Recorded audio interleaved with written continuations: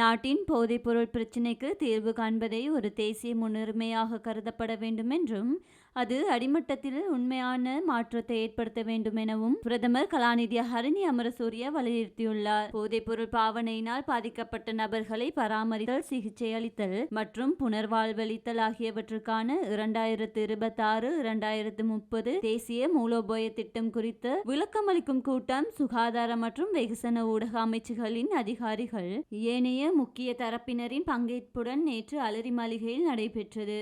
இலங்கையில் போதைப்பொருள் பாவனையால் அதிகரித்து வரும் சுகாதார, சமூக மற்றும் பொருளாதார சவால்களை எதிர்கொள்வதற்காக முன்மொழியப்பட்டுள்ள தேசிய மூலோபாயம் குறித்து இக்கலந்துரையாடலில் கவனம் செலுத்தப்பட்டது. ஒருங்கிணைக்கப்பட்ட சான்றுகளின் அடிப்படையிலான தேசிய அணுகுமுறையின் ஊடாக தடுப்பு, சிகிச்சை, புனர்வாழ்வு மற்றும் சமூகமயப்படுத்தப்படல் ஆகிய பணிகளை பலப்படுத்துவதை இந்த மூலோபாய திட்டம் நோக்கமாக கொண்டுள்ளது. இக்கூட்டத்தில் பிரதமரின் செயலாளர் பிரதீப் சப்புதந்திரி, சுகாதார அமைச்சின் செயலாளர் வைத்தியர் நிபுணர் அனில் ஜெயசிங்க, சிறைச்சாலைகள் திணைக்களம், புனர்வாழ்வு பணியகம், இலங்கை போலீஸ் மற்றும் பொது பாதுகாப்பு மற்றும் பாராளுமன்ற விவகார அமைச்சு, நீதி மற்றும் தேசிய ஒருமைப்பாட்டு அமைச்சு, பாதுகாப்பு அமைச்சு, கல்வி அமைச்சு, மகளிர் மற்றும் சிறுவர் விவகார அமைச்சு உள்ளிட்ட சம்பந்தப்பட்ட திணைக்களங்கள் மற்றும் அமைச்சுக்களின் அதிகாரிகள் கலந்து கொண்டனர்.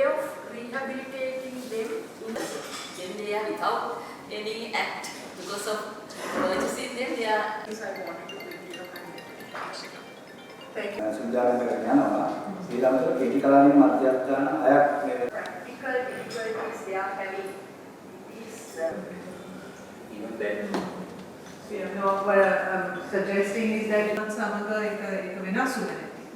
HIV AIDS ඔය ඔක්කොගෙම ඔය ඕක තිය දකින්නවානේ අපි. ඉතින් මම හිතන්නේ මෙතනත් ඒක